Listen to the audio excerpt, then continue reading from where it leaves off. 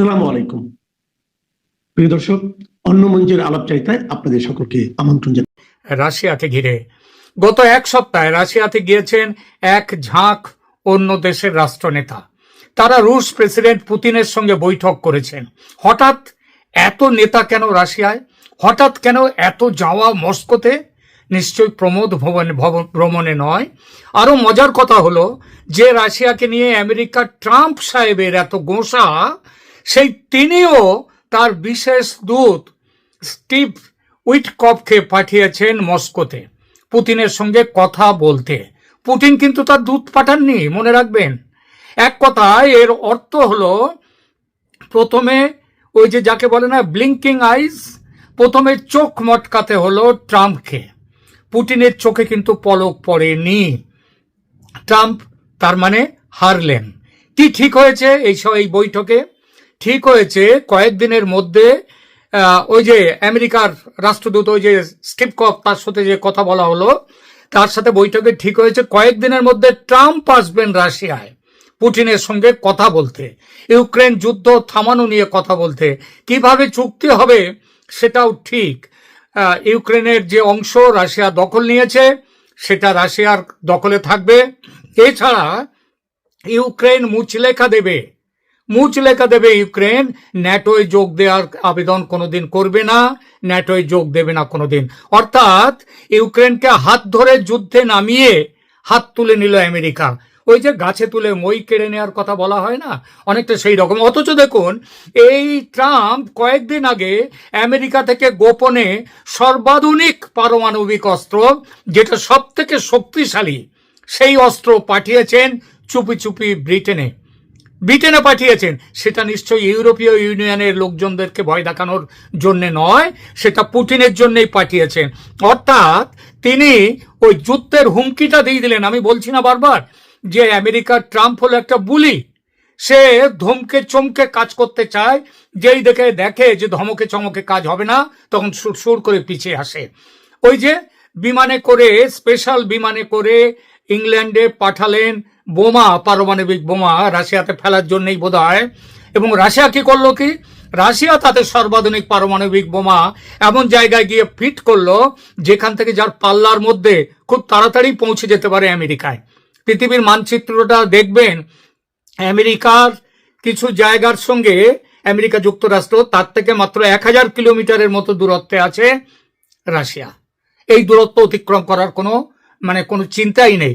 তো যে কথা দিয়ে শুরু করেছিলাম যে, এবং তারপরেই আবার ট্রাম্প ভয় পেয়ে পিছিয়ে গেলেন, নিজের প্রতিনিধিকে পাঠালেন, বাবা মিটমাট করে নাও। এবং এই মিটমাট করতে গিয়ে ইউক্রেনকে পথে বসিয়ে দিলেন। যাকে যে কথা দিয়ে শুরু করেছিলাম সেই কথায় আসি।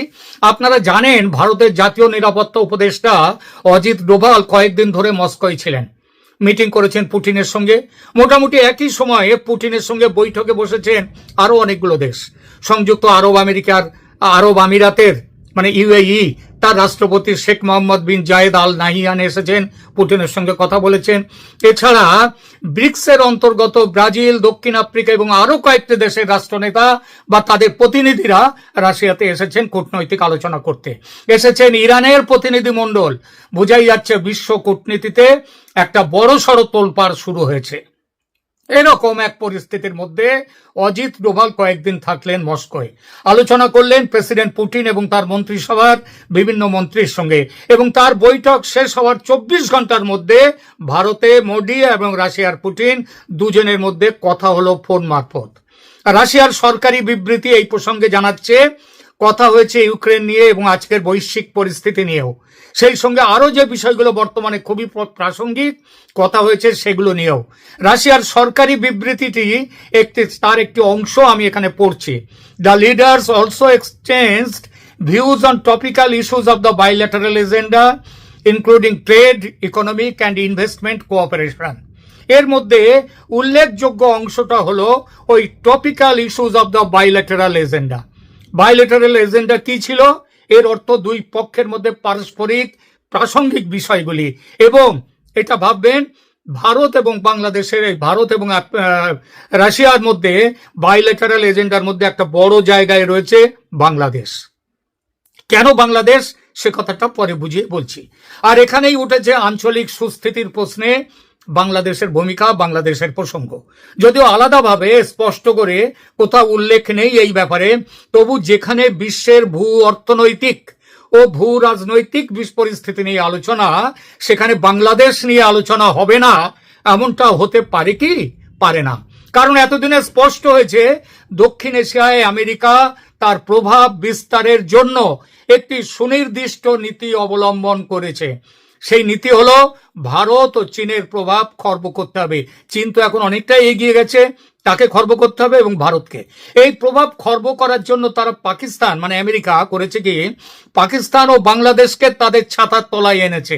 এই দুই দেশের ওপর থেকে চীনের প্রভাব কমাতে আমেরিকার প্রবল চাপও শুরু হয়ে গেছে। পাকিস্তানের উপরেও শুরু হয়েছে, বাংলাদেশের উপরেও শুরু হয়েছে। বাংলাদেশের লোকজনকে কি এখন তাদের যে নেতা, তাদেরকে ঘন ঘন চীন নিয়ে কথা বলতে শোনে না? শুনবেন না। পাকিস্তানের শুনুন, আগে পাকিস্তান দিয়ে বলি। পাকিস্তানে চীনের বিপুল বিনিয়োগ, সিপিইসি বা চায়না পাকিস্তান ইকোনমিক করিডর, এই প্রকল্পটি মূলত পাকিস্তানের ওপর দিয়ে গেছে। গোয়াদার বন্দর পাকিস্তানের অন্তর্গত বালুচিস্তান প্রদেশে। সেখানে বালোচদের স্বাধীনতা সংগ্রাম এখন তীব্রতম পর্যায়ে। প্রতিদিন আক্রান্ত হচ্ছে পাকিস্তানি সেনা, শুধু পাকিস্তানি সেনা নয়, তাদের সঙ্গে আক্রান্ত হচ্ছে চীনারাও, চীনা কর্মচারীরা যারা ওখানে কাজ করছে। সেই আক্রমণে পাকিস্তান কোনো সুরক্ষা দিতে পারছে না, মহা দুশ্চিন্তায় চীন। এবং চীনের লোকজন পর্যন্ত যারা ওখানে কাজ করছে, তারা রাস্তা অবরোধ করেছে পর্যন্ত এর মধ্যে, যে তাদেরকে সুরক্ষা দেওয়ার জন্যে। তো সেই আক্রমণে পাকিস্তান কোনো সুরক্ষা দিতে পারছে না বলে মহা দুশ্চিন্তায় চীন। নতুন করে পাকিস্তানে কোনো আর্থিক বিনিয়োগ বা পাকিস্তানের জন্য কোনো আর্থিক সহায়তার প্যাকেজ তারা আর নিয়ে আসতে চাইছে না। এছাড়া ভারতের অপারেশন সিন্দুরে চীনা অস্ত্রশস্ত্র নাকাম হওয়ার পর, ব্যর্থ হওয়ার পর পাকিস্তান সন্দিহান হয়ে উঠেছে চীনা অস্ত্র, চীনা যুদ্ধ বিমান এসবের কার্যকারিতা নিয়ে। ফলে চীনের সঙ্গে পাকিস্তানের এই মুহূর্তের সম্পর্কের মধ্যে বেশ বড়সড় একটা ফাটল হয়ে গেছে। আর আমেরিকা এই ফাটলটি ব্যবহার করে পাকিস্তানকে পুরোপুরি নিজেদের কবজায়, নিজেদের বলয়ে নিতে চাইছে। সে কাজে ইতিমধ্যেই তারা অনেকটা সফল হয়েছে। পাকিস্তানি ফিল্ড মার্শাল আসিফ মুনিরকে পকেটে ঢুকিয়ে নেয়ার ফলে ভারতকেও ঢোকাতে চাইছিল, ভারত ফাঁদে পা দেয়নি। আপনাদের হয়তো মনে আছে, ভাববেন যে কিরকম ফাঁদ, শুনুন বলি। আপনাদের হয়তো মনে আছে G7 বৈঠক থেকে হঠাৎ চলে এসেছিলেন ট্রাম্প ইরান যুদ্ধের বাহানা দিয়ে। সেটা একটা কারণ ছিল অবশ্যই, কিন্তু আরো বড় একটা প্ল্যান ছিল ট্রাম্পের। সেটা হলো মোদিকে ওয়াশিংটন ঘুরে যাওয়ার নিমন্ত্রণ করেছিলেন। ট্রাম্প কি চেয়েছিলেন আসিম মুনিরের সঙ্গে মোদিকে একটা বৈঠকে বসানো, তারপর পৃথিবীকে বলা, এই দেখুন আমি ভারত পাকিস্তানকে মিলিয়ে দিয়েছি, এই যে যুদ্ধ হয়েছে ওদের মধ্যে অপারেশন সিন্দুর, এটা আমি সামলে দিয়েছি, বন্ধ করে দিয়েছি। অত্যন্ত গোপন পরিকল্পনা ছিল, কিন্তু টের পেয়ে যায় ভারতীয় গোয়েন্দারা। হ্যাঁ, এখানে বলি আরেকটা কথা, এই যে ভারত আর পাকিস্তানকে একসাথে বসানোর প্ল্যানটা ছিল, এই প্ল্যানের মুখ্য উদ্দেশ্য ছিল চীনের বিরুদ্ধে ভারত পাকিস্তানকে এক জায়গায় রেখে দেয়া। অত্যন্ত গোপন পরিকল্পনা, কিন্তু টের পেয়ে যায় ভারতীয় গোয়েন্দারা, সাবধান করে দেয় মোদিকে, ভেস্তে যায় ট্রাম্পের প্ল্যান। ট্রাম্প খেপে যান। আজ যে ভারতকে শিক্ষা দিতে পাগল হয়েছেন ট্রাম্প, এমনকি চীনের চেয়েও ভারতের ওপর যে বেশি শুল্ক চেপেছে, তার পিছনেও এই কারণটির ভূমিকা কিন্তু কম নয়। সরি, এবার বাংলাদেশের কথায় আসা যাক। বাংলাদেশকে পুরোপুরি নিজেদের উপনিবেশ বানাবার কাজে আমেরিকা এখন অনেকটাই সফল। ইউনূস সরকার এখন একটি কাঠপুতুল ছাড়া আর কিছুই নয়। গতকাল এ বিষয়ে একটি প্রতিবেদন দিয়েছি, সেখানে বলেছি কিভাবে ঢাকার মার্কিন দূতাবাসের আদেশ নির্দেশ মাফিক চলছে ঢাকা সরকার, কিভাবে আমেরিকানদের নির্দেশে চলছে ঢাকার সর্বোচ্চ আদালত পর্যন্ত। গতকালকের ভিডিওতে বলেছি, যারা দেখেননি দয়া করে দেখে নেবেন। একদিন যারা হাসিনাকে ভারতের দালাল বলে খুব চেঁচিয়েছে, আজ তারা কিংবা তাদের দলবল তো ক্ষমতায়, কিন্তু তাদের মুখে কথা নেই কেন? তারা তো আমেরিকার কাছে একবারে খুলে দিয়েছে দেশকে, উলঙ্গ করে দিয়েছে দেশকে। বাংলাদেশকে ঘাঁটি করে মায়ানমার টুকরো করার ষড়যন্ত্র সফল করতে রোহিঙ্গাদের সাহায্য করার বাহানায় মানবিক করিডর তৈরি করার প্রস্তাব, সেটা যে বাংলাদেশে সৈন্য ঘাঁটি বানাবার চেষ্টা আমেরিকার পক্ষ থেকে, সেটা তো আজ পরিষ্কার। এই প্রচেষ্টার পেছনে আরো একটি কারণ আছে, একটি খ্রিস্টান ও ইহুদি রাষ্ট্র স্থাপনের চেষ্টাও। ভারতের উত্তর পূর্বের কয়েকটি রাজ্য বাংলাদেশের কিছু অঞ্চল এবং তার সঙ্গে মায়ানমারের কাচিন প্রদেশকে যুক্ত করে একটি নতুন রাষ্ট্র তৈরি করার পরিকল্পনা আমেরিকার ডিপ স্টেটের বহুদিনের। এসব পরিকল্পনা আজকে নয়, পুরনো। বাস্তবতা হলো ইউনূসের অবৈধ সরকারকে চাপ দিয়ে তাকে ব্ল্যাকমেল করে এই কাজটা গুছিয়ে নিচ্ছে আমেরিকা, অনেকটাই সফল হয়ে গেছে। শেখ হাসিনার একটানা 16 বছরের রাজত্বে আমেরিকা অনেক চেষ্টা করেও ব্যর্থ হয়েছিল, কিন্তু আজ সফল। বাংলাদেশের ওই যে শ্রেণীর মানুষের কথা বললাম, শেখ হাসিনাকে যতই ভারতের দালাল বলে গালি দিক না কেন, হাসিনা যে কত বড় কূটনীতিক ছিলেন সেটা বোঝা যায় একটা পরিসংখ্যান দিলে। ভারতের সঙ্গে তার সখ্যতা সবাই জানে, তাহলেও সবাই দেখেছে ভারতের চেয়ে চীনের সঙ্গে তার বাণিজ্য যোগ ছিল ভারতের প্রায় 3 গুণ বেশি। হাসিনা ভারতের অস্ত্র কেনেননি, আবার আমেরিকাও ছিল বাংলাদেশের বড় ট্রেডিং পার্টনার। অস্ত্র কিনেছেন চীন থেকে, বাংলাদেশের সঙ্গে বাংলাদেশ যে এক্সপোর্টগুলো বাংলাদেশ করেছে তার একটা বড় অংশ আমেরিকায় গেছে, আর গেছে ভারত। চীন কিন্তু কোনো এক্সপোর্ট নেয়নি, বাংলাদেশে এক্সপোর্ট। মার্কিন ফৌজের সঙ্গে নিয়মিত যুদ্ধ অভ্যাস করেছে বাংলাদেশ এবং করছে, সেসব চুক্তি আছে। একই সঙ্গে রাশিয়ার সহযোগিতায় আবার ওই শেখ হাসিনা গড়ে তুলেছেন তারাপুর পারমাণবিক বিদ্যুৎ কেন্দ্র। অর্থাৎ সবার সঙ্গে সম্পর্ক ভালো। ইউনূসের মতো আমেরিকার কাঠপুতুল হয়ে আমেরিকার কোলে বসে খেলা করা, সেটা করেননি শেখ হাসিনা, তবু তাকে শুনতে হয়েছে ভারতের দালাল। বাংলাদেশ এই মুহূর্তে যেখানে যেভাবে দাঁড়িয়ে আমেরিকার পুতুল হয়েছে, এই অবস্থায় চলতে থাকলে শুধু বাংলাদেশ নয়, সমগ্র দক্ষিণ এশিয়ায় আমেরিকার দাদাগিরি বাড়বে। এই অঞ্চলের শান্তি বিঘ্নিত হবে। এই পরিস্থিতি ভারত যেমন চায় না, তেমনি চায় না চীন। এই পরিস্থিতি বিপজ্জনক পৃথিবীর অন্যতম পরাশক্তি রাশিয়ার কাছেও। ওই জন্য রাশিয়া ওই যে 4টে যুদ্ধ জাহাজ পাঠিয়েছিলেন না, 4টে জাহাজ পাঠিয়েছিলেন কয়েক মাস আগে, মাস 2-3 আগে, ওই যে চট্টগ্রাম বন্দরে তারা এসেছিল। এইটাই কারণ রাশিয়াও তারও নজর রেখেছেন। ভারতের বিরুদ্ধে বাণিজ্য যুদ্ধ ঘোষণা করে পাকিস্তানকে খোলাখুলি ভারতের বিরুদ্ধে লেলিয়ে দিয়ে এবং বাংলাদেশের সৈন্য ঘাঁটি তৈরি করে এই উপমহাদেশের সামগ্রিক পরিস্থিতিকে উত্তপ্ত করবে আমেরিকা।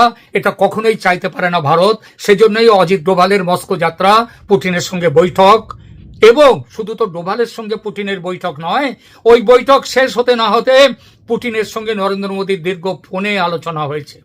এখানেই শেষ নয়, এই মাসের 31 তারিখে চীন যাচ্ছেন মোদী, সাংহাই কোঅপারেশন অর্গানাইজেশনের সামিটে যাবেন পুতিনও, সেখানে থাকবেন ইরানের প্রেসিডেন্টও, কথা হবে চীনের প্রেসিডেন্টের সঙ্গে। এত বড় আলোচনার মধ্যে বাংলাদেশ থাকবে না তাই কখনো হয়? ডোভালের বৈঠক, মোদীর ফোনালাপ, কোনটারই কি আলোচনা হলো বাইরে আসেনি পুরোপুরি, শুধু মোটা মোটা দাগের কথাগুলো বলা হয়েছে। শুধু বলা হয়েছে পারস্পরিক সম্পর্কের বিষয়গুলো নিয়ে স্ট্র্যাটেজিক কথাবার্তা হয়েছে। সূত্র মারফত যে খবর পাচ্ছি সেটা হলো বাংলাদেশের ওপর থেকে আমেরিকার প্রভাব হটাতে গেলে ইউনূস সরকারের পতন ঘটাতে হবে, তাহলেই আমেরিকার প্রভাব বন্ধ হবে। জাতিসংঘ আমেরিকার কথায় চলে, সুতরাং সেখানে আবেদন নিবেদন করে শান্তিপূর্ণ পথে ইউনূস বিদায় অসম্ভব। নির্বাচনের টোপ দিয়ে পরিস্থিতি সামলে রাখার চেষ্টা হবে ঠিকই, কিন্তু ভোট হবে না। নির্বাচনের টোপ কেবল দেয়া হবে, আর হলেও সেটা ফ্রি অ্যান্ড ফেয়ার ভোট হবে না যদি ইউনূস সরকার ক্ষমতায় থাকে। তাহলে সে ভোট কি হবে? সন্ত্রাসী, জঙ্গি, মৌলবাদীদের সমর্থন দিয়ে জোর করে ক্ষমতা দখল রাখবে বর্তমানে যারা আছে তারা। আর এটাই চায় আমেরিকা, যেটা চায় না অবশ্যই ভারত। এই বিষয় নিয়ে বিস্তৃত আলোচনা হয়েছে ডোভাল ও পুতিনের মধ্যে। ঠিক হয়েছে আমেরিকা গুছিয়ে বসার আগেই ইউনূসকে হঠাতে প্রয়োজনে সামরিক অভিযান হবে। সামনে থাকবে ভারত, পেছনে রাশিয়া, পরোক্ষে থাকবে চীন। এরা সবাই আমেরিকার বিরুদ্ধে এখন জোটবদ্ধ হয়েছে। অবশ্য সামরিক অভিযান শেষ উপায়। কূটনৈতিক চাপ সৃষ্টি করা হবে যাতে ইউনূস পদত্যাগ করেন। তারপর সেই জায়গায় নতুন জাতীয় সরকার অথবা রাষ্ট্রপতি কর্তৃক দেশে সাংবিধানিক জরুরি অবস্থা জারি করা হবে। জরুরি অবস্থা সরকারের নেতৃত্ব দেবেন এখনো পর্যন্ত যিনি দেশের বৈধ প্রধানমন্ত্রী, সেই শেখ হাসিনা। তিনি আন্তর্জাতিক নজরদারির মধ্যে দেশে সংসদীয় নির্বাচন করে 3-4 মাসের মধ্যে নির্বাচন করাবেন, করে প্রমাণ করিয়ে দেবেন যে দেশের মানুষ শেখ হাসিনা এবং আওয়ামী লীগের পক্ষে। এইসব আলোচনা সম্পর্কে শেখ হাসিনাকে পুরোপুরি ওয়াকিবহাল রাখা হচ্ছে। সরাসরি আলোচনায় তিনি না থাকলেও তাকে সমস্ত কিছু জানিয়ে যে রাখা হচ্ছে সেটাও জানতে পেরেছি। দিল্লির সাউথ ব্লকের সূত্র জানাচ্ছে মস্কো থেকে দুবার শেখ হাসিনাকে ফোন করেছেন অজিত ডোভাল। দীর্ঘ সময় ধরে কথা হয়েছে তাদের মধ্যে, বিষয় বাংলাদেশ ছাড়া আর কোনো কিছু যে থাকতে